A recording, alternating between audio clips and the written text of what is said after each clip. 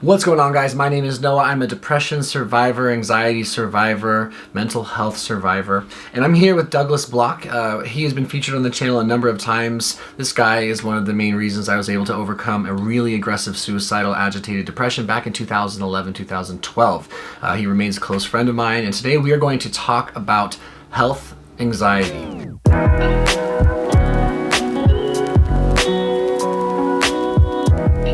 It's something that I can't believe I've never talked about before, but I've certainly experienced it. I've certainly learned to overcome it and thrive in spite of having a natural propensity to worry.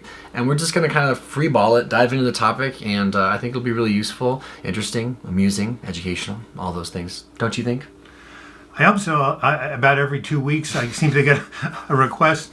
When will you talk about health anxiety? I am imagining that I'm dead, even though I'm alive. So, in all seriousness, it's a very severe and crippling experience that many people go through.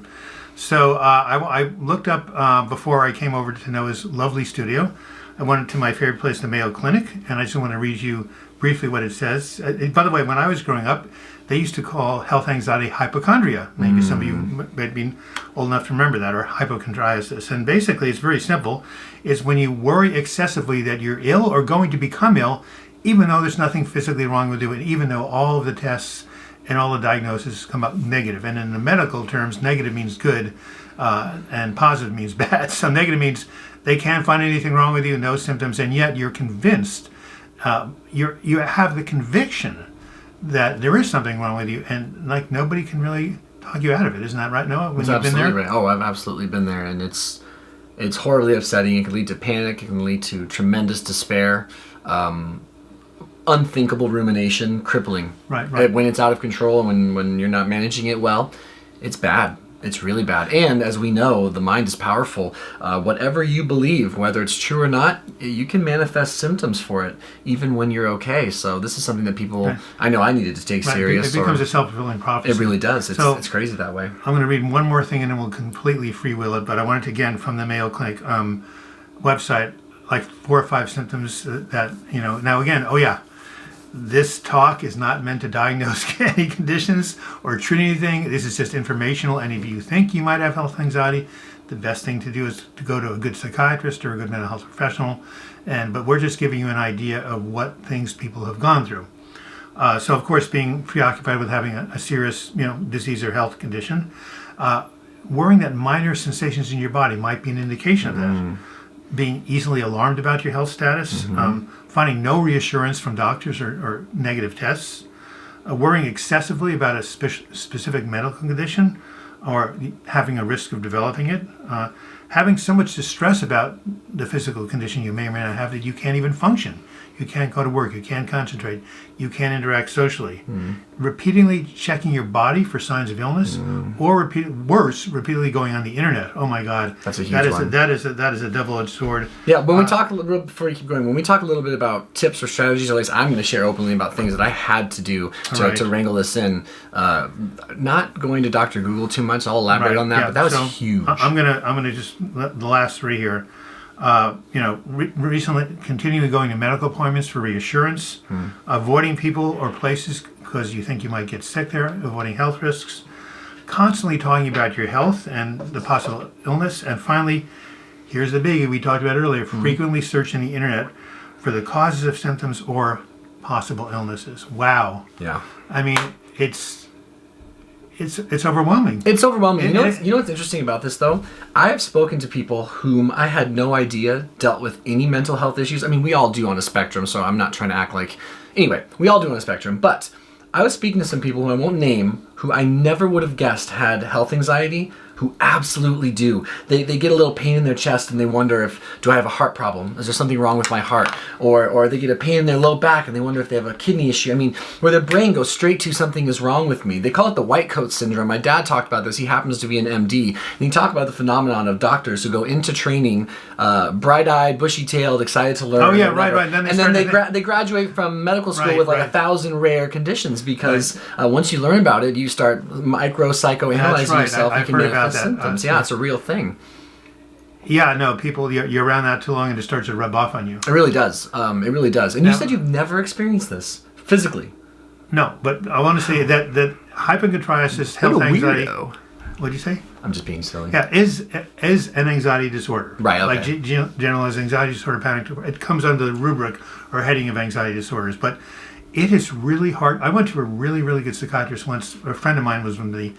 And after the person left, he came up to me and said, Doug, this is one of the few anxiety disorders I can't really treat. I said, why not? He said, because no matter what medication you put them on, no matter all the proof you give these people, their conviction of being sick or maybe getting sick is so strong that cognitive behavioral therapy, CBT, Sure. you reject the irrational beliefs. I'm not a loser. I'm a really good person. Right. You substitute good beliefs for bad beliefs. Right. You cannot get these people to reject these beliefs, unlike CBT or other mild anxiety disorders. Sure. Or so even OCD. Well, obviously there is a component of OCD, isn't there? Of course. Because of the checking and the checking. Right. I guess that's right. I guess health anxiety must have OCD components. That's obsessive compulsive disorder components. But so a lot of people. I should have looked up like how many millions of people are suffering from this. It's got to be something absurd. I think everyone in one way, shape, or form has come across something like this, except for Doug. But it's all. Except for Doug. It's all about now mental illness concerns. That's a whole other story. But I think it's just all a matter of degree, of course, right? Yeah, Everything's of course. a matter of degree. Everything's a matter of how degree. severe are the symptoms? How long do they last? And how frequent are they? Do you worry about you're getting cancer once a month, once a week, or 10 times a day? Right. 10 times a day then you've got a problem. Absolutely. So so what are the things you have done since you've had more direct experience than I? And I'm also going to then read something that a friend of mine has shared with me that has also struggled with this, personal tips from this person. But what about yourself? What's an example of a kind of illness you thought you had or might have? So an example would be pancreatitis. I have a history of alcohol abuse, and I was drinking too much, and I was getting this burning sensation at the bottom of my, basically at my sternum, right at my sternum. Right. And I had it pretty bad for a few days. And when I tend to run anxious anyway, okay? I tend to ruminate, I tend to obsess, I tend to catastrophize or whatever.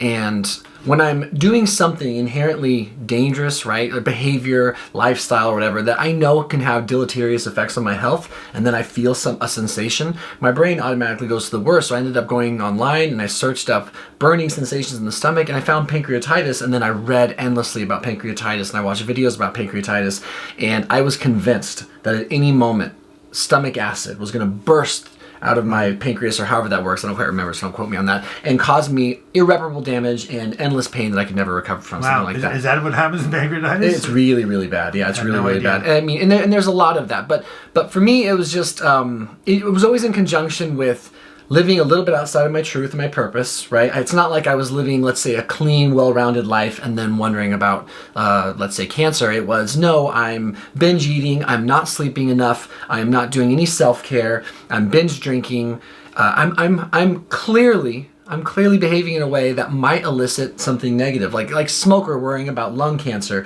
or a binge drinker worrying about their liver, or whatever. You get what I'm saying. Absolutely. So as I behaved in a way that was not conducive for stability and peace, I immediately started jumping to worst case scenarios as my mental health was not as stable, and as I became more and more fearful. I don't know if that makes sense, but that's sort of like one of the examples of the things that happened to me. Was that. Yeah.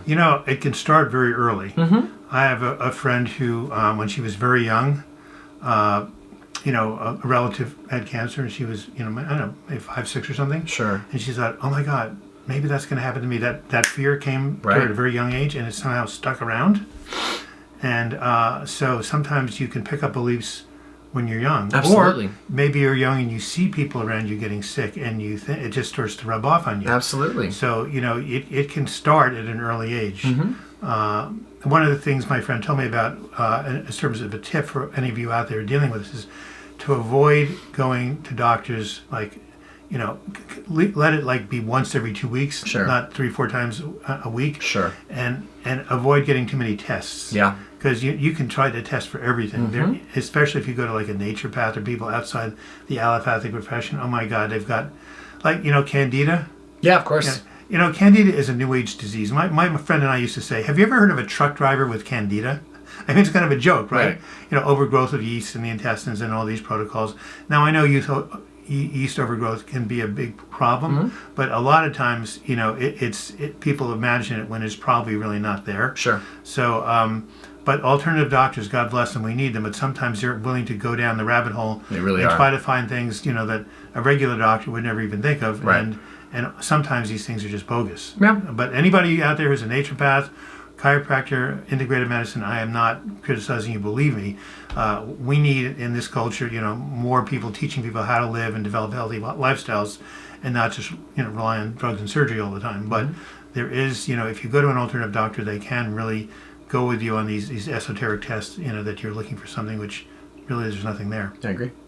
Yeah, I agree. And you know what? The health anxiety played right into the mental health anxiety, fear of what may be, fear of what could be. And what ended up being profoundly powerful to me were a couple of things.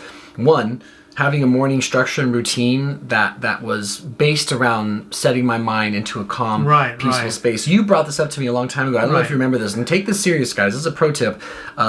When you first wake up, you're in what's known as a hypnagogic state. Hypnagogic state, excuse me. And same thing right before you go to bed. Or maybe hypnagogic. I don't remember if it's a G or a G. Either way. But it's a very impressionable time of your day. Time when you're right just, before bed. And your subconscious is really open. Absolutely. Anything that you put into your brain or expose yourself to, when you get up in the morning and when you go to sleep, you are really vulnerable to absorbing that. Yeah, and I took that really, really serious when you brought that up to me, because I found that when I woke up and my first thing was writing out my daily gratitude, my daily affirmations, saying things like, I am disciplined, I am loving, I am peaceful, I'm a good person, I'm capable of being calm, things like that, my goals for the day, the 5 things I'm grateful for, like I just said, what would make today great or whatever. When I did that, when I did my meditation reading, when I did some stretching and some deep breathing, a little bit of grounding, I found over time, of course most things are compounding, right? But I found over time that my propensity to worry just went down. In spite of myself. Action-based stuff that helped. The other thing,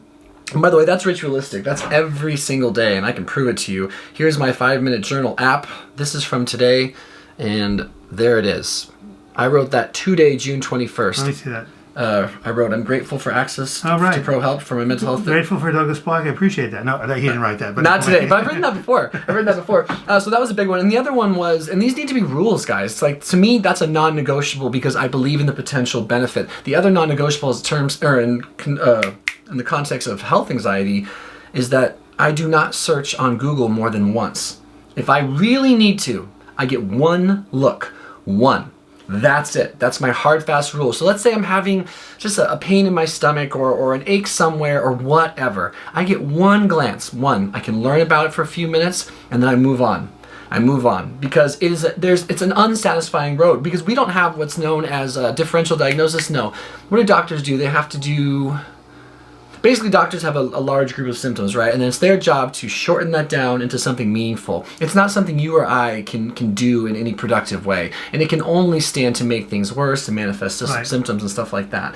So, differential diagnosis, people without training can't do that. But they really can't. But something you said is so important, and there's the ritual that Noah uses, the structure both in terms of mind and body. This can be used to deal with any kind of anxiety, not just any kind of rumination, any kind of obsessive thinking, any kind of fears. I had a video I did on my channel called The Best Way to Avoid Anxiety, what is it? And then the answer was get occupied. Mm-hmm. And so when you get up in the morning and you have something to do, somewhere to go, something to think about, like two thoughts cannot occupy the same place at the same time. They really can't. It's like two bodies, right? Yeah. So, it's called, in the old metaphysical days, it's called thought substitution. So if you're too busy thinking about what you're grateful for, getting up and doing your stretches, walking around the block, watching the birds, if your mind is focused on things like that, there is no room for the devils of the negative thinking to come in there and harass you. I fully agree. You've got to go ahead and take control of your own thinking, your own control of your own acting, and this is just general mental health, because there's not just worries about, cancer or AIDS. There's worries about, I'll never get out of this depression. Sure. Or I'll be out on the streets. Gosh. Or my partner will leave me. Or, we got this guy, God bless him, on my video channel. He's always on the live chat. He's always worried about that nuclear war is going to erupt between North Korea and the United States. Now, I agree there's a risk, but this guy, that's all he can think about. Stress. He just goes on and on until that's all he can think about. Yeah. It becomes his whole reality. So there's a good example of obsessive thinking gone awry, and it can be about anything. Health just happens to be one thing, but boy, as I say, I don't know why in this culture. Maybe it's because we're all trying to be perfect and well and look good.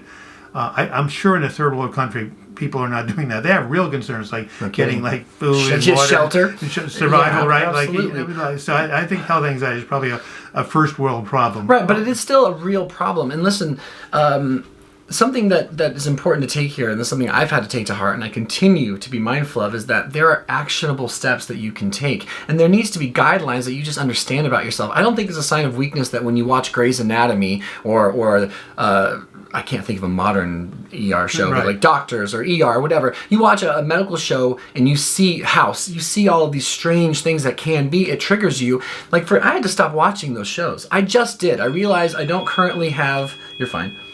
I realized I didn't currently have the capacity or the capability to modulate those sort of entertainment shows. I'm turning off my watch, everybody. Go ahead. You're fine. Yeah, I just found like those are triggers for me. And until I can prove to myself beyond a shadow of a doubt that I can handle that trigger, I just avoid that because I know it tends to stir me up. That's the sort of thing that you can just put in place with yourself and accept a little bit about yourself until perhaps you get into a better space. The other thing is control the things you can. I always know, and there's a correlation, when I'm controlling the things I can to the best of my ability, my diet, my lifestyle, my social circle, my sleep, my self-care, all of these things, when I'm really assuming an incredibly responsible adult role in those activities, my anxieties, my stresses, my worries, my health anxieties, they just proportionately go down. When I am not assuming adult responsibility for my life, for whatever reason, and we all F off sometimes, we all binge eat, we all stay up too late, we all do things that over time, when done too much, can lead to bad stuff. My anxieties, my health anxieties, it all gets worse. So when I'm behaving in a way that is like conducive for feeling well, staying healthy, managing whatever, it just gets better. And I think that's important to remember, is that you'll build that credibility within yourself over time. Like, so for me, I try to eat 80-90% of the time whole foods, mostly plant-based, lean meats, blah, blah, blah. I'm really, really good about my diet. I exercise 4 or 5 times a week, very, very religiously. I drink lots of water. And I do all of these things because, and people oftentimes don't believe this, because mentally speaking, it helps me go about my day-to-day business. Physically, it's the secondary thing is I get to be lean and feel good or whatever. But mostly it's because when I do those things consistently, I just don't worry as much because I know I'm taking care of myself. He gets my #1 self-care award for the month of June 2019. No. Yes. The man, well, you should have seen him when I met him. He was a mess. He was sitting around smoking pot all day long. I wasn't smoking I know you pot were. I all was giving day. you a hard time. Anyway, but one final thing, I want to say, because they usually turn us off after 4 minutes anyway, right? Yeah, I know. We're just talking to ourselves. Yeah, now. no. Hey, hold on. If you're still here, type in the comment section below, Peggy, Peggy. If you're still here watching, Peggy. That means you made it 20 minutes into the video with Doug and I. Yeah, and Peggy is my nickname for my goddaughter. It stands for peg leg because I've had cellulitis in my lower ankle 20 different times. And been no health hospitalized. anxiety even over that? Yeah, no. In August of last year, I was absolutely sure I was going to get it again. But after a month of wellness, I just forgot about it. But yeah, I've had it 20 times, boys and girls. This is what happens when you live to be 70. Anyway, so the last thing is that... has it really been 20 minutes? My goodness. Yeah, we'd like to schmooze. Just But running, anyway. just running my mouth. So, So there's a book called Brain Lock by Jeffrey Schwartz about people who have OCD. Really? Yeah, it's an amazing book. And Brain Lock? Brain Lock. Like your brain is locked onto a thought and can't get out of it. So one of the things he mentions, the affirmation he tells people to say over and over again when they start to upset, it's not me, it's my OCD. In other words, it's my brain that's a mess, not me. And you disidentify with what's happening and just blame it on your brain, because that's what it is, a brain disorder. Of course, there's a medication called Luvox, Luvox, which I can't recommend. I'm not, but I've seen many people take it. It stops obsessive thoughts. It's probably used for health anxiety. But I do believe, like with any mental health disorder, time, intention. Consistency, yeah. It's set the intention to heal, reach out for support, get support, and use all these different tools, and you will eventually make progress. You will eventually make I'm progress. going to cough. Cough, do it. Let it out, old man. 20 minutes is too much. It is too much. Well, listen, that's another... I don't care. We're going long. I don't care. Peggy's still here. But But you don't have to believe you can get better, by the way, to get better. And thank God for that, right? Would you agree? Yeah, 0 calories, right. You don't have to believe that. No. You just don't. You just have to take the action and let the results happen. I have improved or overcome things in spite of what I thought I knew or believed about myself many, many times. And thank God for that, because when you're in a hopeless state, it's hard to see out of it. When you're worrying all the time, you wonder if you'll always be that way. It's not the truth. You just have to trust the process. As long as you have a process, there's something doable. Oh, yeah. Last thing. Affirmations. He was smoking pot before we started filming. That's why he's coughing. No, I have a cough due to a side effect of an lisinopril because I take blood pressure medication because I'm uptight. All right, but anyway, let's do some deep breathing for you, Doug. Oh my God, thank you. No, anyway, so it's a soft shit. Affirmations, just very expensive. Hey, look at my man rocking the turtleneck, guys. Yeah. He's got old school. My swag. video ever said I look good in turtleneck. Old school swag. Anyways. Yeah, I went to 5 prep schools. Don't worry about it. Don't worry about it. Yeah, I'm just super smart and really messy. Right, but that's a great diagnosis. Affirmations. God in me is my health right now. Affirmations are great. Every day. You know, the spirit of truth runs through me, revitalizing every cell of my body. There are so many good health. Matter of fact, if you email me, and you can put this on the screen, douglasbog@gmail.com. In my book, Words That Heal, which I wrote 30 years ago, I have a whole list of affirmations for health and healing. And I tell you, ladies and gentlemen, I believe in the power of the spoken word. I believe in the power of thought. And if you read some of these affirmations I'm going to send you for free, it will really help you with your health, anxiety, thoughts. And there, of course, there's infinite amount of affirmations you can create. But these are good. So douglasblog@gmail.com. And when I get my 19,000 emails, I'll probably answer them sometime in 2050, but don't worry about it. Don't worry about it. And listen, last thing I want to say, guys, is please, thank you for, one, being here with us, talking about mental health topics, supporting our channels, and supporting yourselves. But listen, also in the comment section below, talk about what are some mental health or some health anxieties you've dealt with. What are some of the ways that you have overcome them? What are some tips and strategies? If you just need to vent and you're hoping for some support, do that in the comment section below. This is very much a conversation. This is not we're not talking at you. I believe how this works is we're talking with you. Just the medium for you to respond is down below. So join the conversation. If you heard something here, you like something here, and you felt something good, please consider coming back and seeing us again. Doug's YouTube channel, for those of you that are watching on my channel, link in the description. Go check it out. His support group, his book was a big reason why I didn't commit suicide when I was dangerously depressed. And if you're going to be demonetized, you mentioned that word. I did. We would have been demonetized anyway. And if you're watching this on Doug's channel, please consider checking out my channel. There might be something there for you. Noah's the man. Look at that gift of gab. He might as well be a New York comedian. I am a gabber. Anyway, so one more thing. I'm going to put a plug in. I was just a guest on a podcast for the first time. Oh, congrats! Out of Detroit, it's a really cool. It's called Liz Life Guru.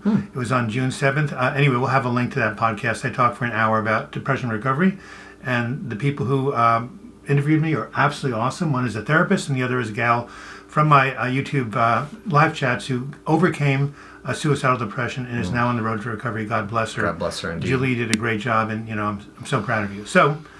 Well, you know what? I think we're going to do these once a day now. I'm having such a good time. Yeah, except this is pretty nice. He lives in Beaverton. It's like 5 hours from where I live in the northeast Portland. So we're going to have to somehow find a way to teleport ourselves and maybe get a helicopter. Maybe we just start doing Skype interviews together. Oh, that's very good. Then I don't have to schlep. It's going to take me 2 hours to get back. The Portland traffic. All right, guys, we're signing out. All right, now goodbye. We have a second tier of it. If you've made it this far, you're going to put Peggy 2. And all the Peggy people are going to be really confused. But if you made it 25 minutes into this video, we should give them a prize. We should give them a prize. If you type Peggy 2 in, I'm going to send you the thing that Noah uses. Remember the 5, what do you call it? The 5 part? The five principles. The 5 principles of self-care. The 5 principles of self-care. Okay, so color chart. Peggy 2, we're going to send you a color chart for 5 principles of self-care with a little breakdown of the details of what those 5 things are. But you have to type in Peggy 2. Peggy. And your email address. Number 2. Peggy number 2. Yeah. Okay. All right, guys, we'll see you in the next video. Thanks for being here with us. God bless. We'll talk soon.